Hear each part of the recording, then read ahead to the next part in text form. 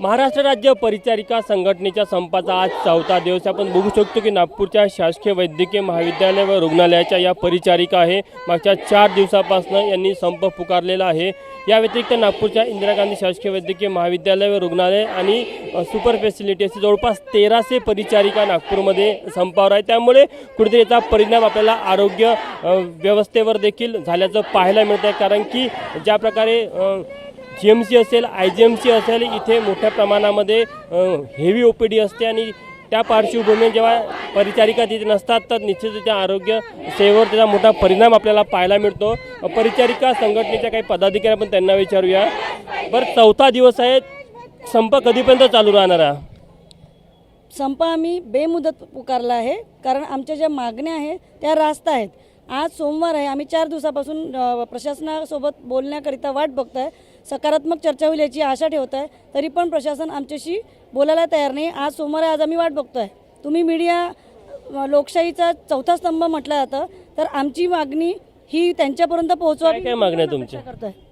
आमची पहिली मागणी कंत्राटीकरण बंद करण्याची आहे, दुसरी मागणी वेतन त्रुटी दूर करण्याची आहे, तिसरी मागणी 100% कायमस्वरूपी पदभरती करण्याची आहे, नर्सिंग अलाउन्सेस आहे आणि जे केंद्र शासनाप्रमाणे काही अलाउन्सेस आहे ते अलाउन्सेस आम्हाला केंद्र शासनाप्रमाणे मिळावे अशी आमची मागणी आहे। एक रिसेंटली एक लेटर निघालं 80-20चं ज्यामध्ये जेंडर डिस्क्रिमिनेशन केलं गेलं आहे, त्याचा आम्ही विरोध करतो। ते लेटर रद्द करायचं आहे। त्याचप्रमाणे GNM विद्यार्थ्यांचे विद्यावेतन ते वाढवायचं आहे। शैक्षणिक वेतन वाढी आहे त्या सेंट्रल गव्हर्नमेंटला मिळतात। सांगा नागपूरच्या एकूण किती परिचारिकांमध्ये वेगवेगळ्या रुग्णालयाचा संपावर असेल? नागपूरच्या GMC IGMC सुपर हॉस्पिटल आणि आयुर्वेदिक हॉस्पिटल हे टोटल मिळून आमचे नियर अबाउट 1300 लोक संपावर आहेत। बरं, आरोग्य व्यवस्थेचा परिणाम होत आहे तुमच्या संपामुळे। 2 दिवस आधी एक बाळ दगावलं, त्या नातेवाईकांनी देखील दावा केला की संपामुळे त्या परिणाम झाला। संपामुळे झाला असं नाही म्हणू शकत। डॉक्टरांनी ती हेडिंग त्या पद्धतीने छापल्या गेली आहे। डॉक्टरांनी तिथे क्लिअर कट आतमध्ये लिहिलं आहे, सेकंड पेजवर बघितलं तर की बाळाच्या छातीमध्ये दूध गेल्यामुळे बाळाने ॲस्पिरेशन केल्यामुळे बाळ दगावलं आहे, पण हेडिंग जी छापण्यात आली ना ती चुकीच्या पद्धतीने छापण्यात आली आहे। आमचे काही परिचारिका असतात तर तिथे त्या नीट तिथला दूध त्याचं पाचता आलं असतं त्यांना।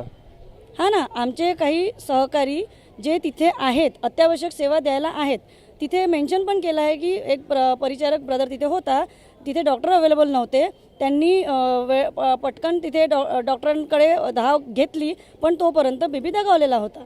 तिथे परिचारक होता पण डॉक्टर अवेलेबल नव्हते। काय प्रशासनासोबत कोणत्या स्तरावर तुमची चर्चा सुरू आहे? आज सोमवार आहे, आज आम्ही वाट बघतो आहे।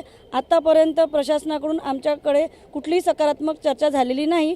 आम्ही आशा करतोय की आज त्यांच्याकडनं आम्हाला सकारात्मक काहीतरी चर्चा होईल। तुमच्याकडून आम्ही अपेक्षा करतो की आमचे मागण्या त्यांच्यापर्यंत पुरवाव्या। मागण्या मान्य झाल्या नाही तर संप हा बेमुदत कायम राहील?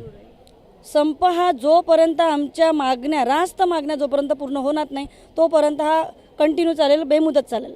आपण बघू शकतो की नागपूरच्या शासकीय वैद्यकीय महाविद्यालय आणि रुग्णालयामध्ये जो परिचारिकांचा संप आहे त्या संपाचा आज 4था दिवस आहे आणि राज्य सरकार जेव्हापर्यंत या सर्व परिचारिकांच्या मागण्या मान्य करत नाही तेव्हापर्यंत त्या संपावर मागे हटणार नाही असा देखील निर्णय किंवा अशी भूमिका परिचारिका संघटनेने घेतली आहे। कॅमेरामॅन मिथुन आदमनेसह तुषार कोहळे, ABP माझा, नागपूर। ABP माझा, उघडा डोळे बघा नीट।